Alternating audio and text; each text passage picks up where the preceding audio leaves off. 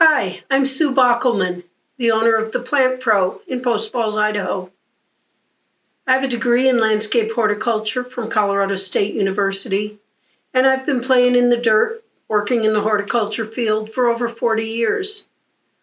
I'm used to our strange weather and bad soil, and I hope this will help you overcome some of the issues in dealing with those things so that you can grow happier and healthier plants.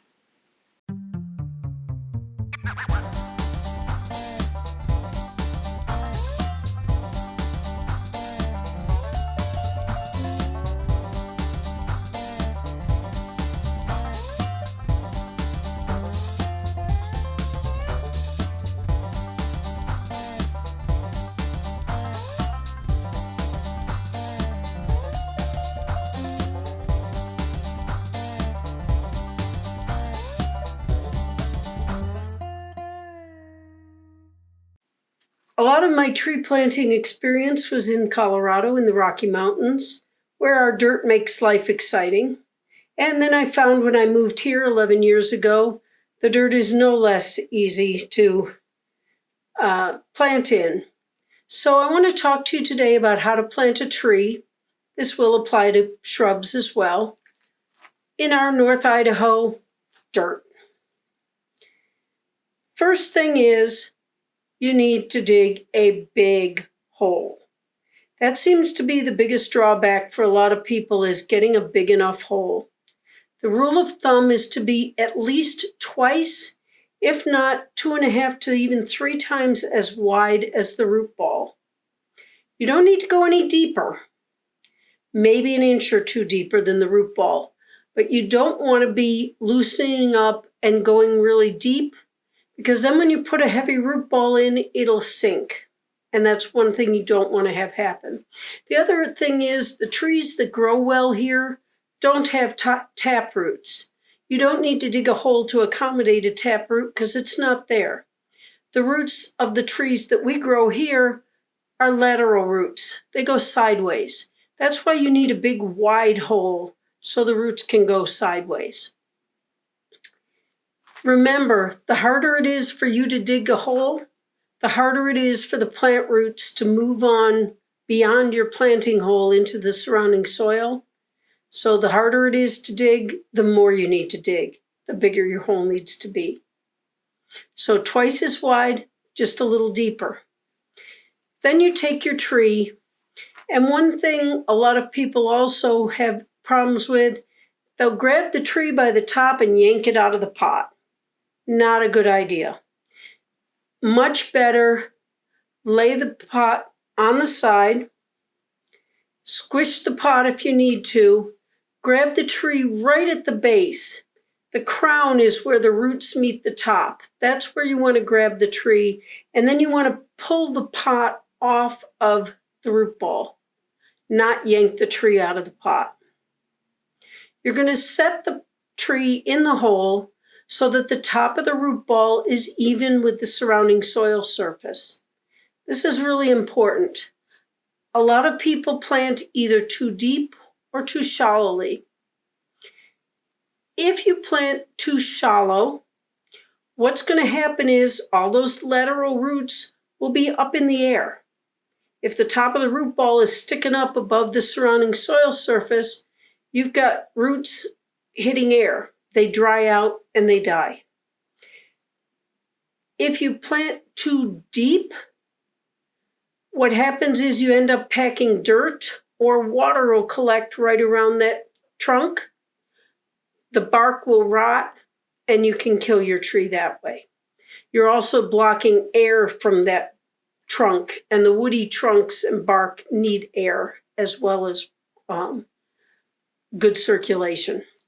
So it's very important that you plant even with the surrounding soil surface. There are 2 exceptions. If you're planting a grafted tree, this is every fruit tree you buy, most flowering trees, some shade trees will be grafted, rarely evergreen trees. But the deciduous trees are almost always grafted.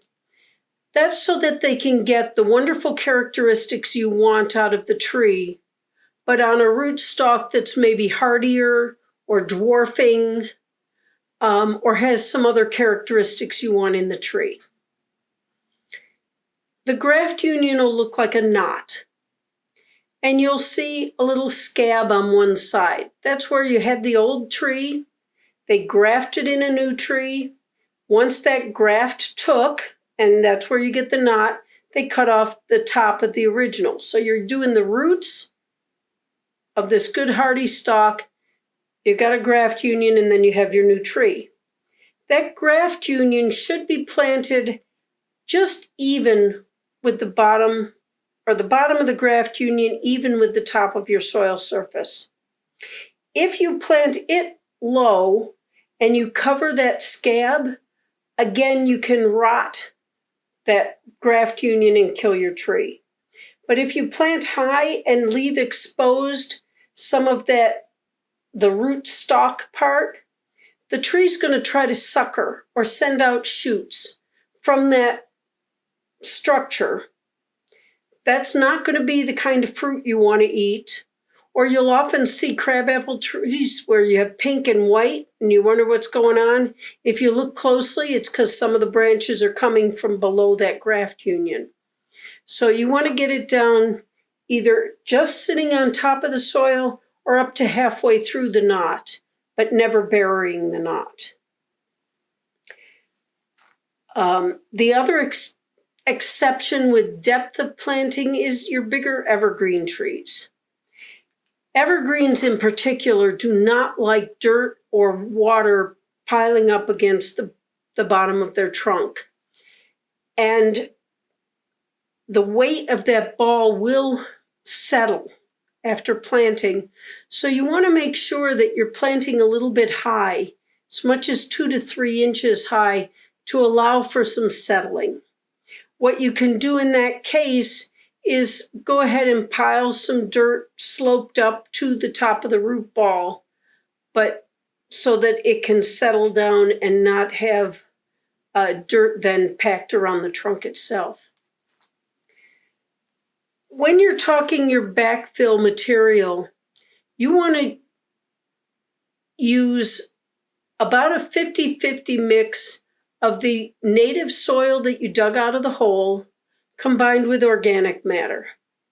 Our native soils have very little organic matter in them, and the organic matter helps hold water and nutrients to help the tree root out quickly.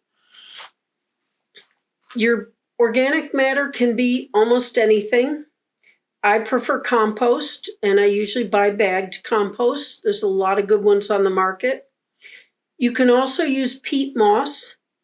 Peat moss will have a little more acidic properties. So if you're planting things like blueberries or rhododendrons that like more acidic soil, using peat moss can be a good option. You can use manure, but remember, it needs to be at least 1 year out of the animal because manure can burn. And those tender little roots are very susceptible to burning from manure. So any manure is fine, but make sure it's old. You can also use some sawdust. If you're cleaning out your rabbit hutch or your chicken hutch and want to put that in the hole, any of that's great stuff to put in the hole to mix in with the dirt that came out of the hole. You don't want to go straight compost in the hole or organic matter. You've got to have a mix. It needs the stability of the dirt portion of the backfill. You can buy topsoil, but again, that's not going to have your organic matter in it. You can buy planting mix that is a soil organic matter blend. You can use that for your backfill and not use the native dirt. It'll just cost you a little more. It is not a good idea to use potting soil. Most potting soils have perlite in them, that little white pellets. They're going to float to the surface. The other problem is it tends to be too light. For trees, they need more stability of a heavier product to grow in. A lot of people ask about, do I add fertilizer to the hole? You can, you don't have to. If you're going to do fertilizer, you want one where the middle number, the phosphorus, is your highest number in your blend. And you want to get that mixed into the whole mix, and especially underneath. You want to try to get the roots to go down and deep, so you want your fertilizer underneath. You want to backfill so that you get your backfill even with your surrounding soil. And then I like to build a little dirt ring around. That ring goes out at the edge of your planting hole, not the edge of the root ball, because now you're going to fill that with water to water it in very well. When I water in, I always use vitamin B1. A lot of brands out there, they're all good. It's a liquid. This one is 1 tablespoon to a gallon of water. Water in very well. This helps prevent transplant shock. And I've seen a lot of good using a B1 product when you're watering in your new trees. Another thing with planting is staking. Do I need to stake it or not?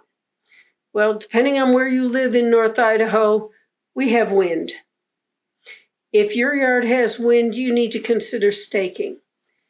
The general rule of thumb is if the evergreen is taller than you, or the deciduous tree has a wider span than your arms, you definitely want to consider staking it.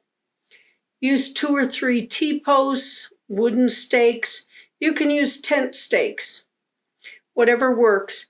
But when you get to the tree, the best place to place your strapping is above the lowest branch so that the strapping won't slide down the trunk. You also want to definitely use something soft right around the trunk of the tree. You can get webbed material. You can use that plastic stretchy tie tape. You can use an old sock. They also sell the, it's kind of a strapping material, plastic. Works great because it's adjustable. But get them staked up and sturdy. And then one thing to remember is the strapping needs to be moved every few months so it doesn't dig in. And then the staking should be removed after about 2 growing seasons so that it doesn't become embedded into the tree. One other thing with planting trees, I see a lot of time people leave the tags on very tight around, especially if it's on the trunk. You can girdle your baby tree. So remove them, keep track of what your plant was. You need to be kind and gentle when planting your trees to protect the roots. Make sure you're keeping your new plantings watered well, probably once a week the first growing season. And you should get a wonderful, happy tree from there. If you have any other questions, feel free to contact me. I'm Sue Bockelman, the Plant Pro. Thank you.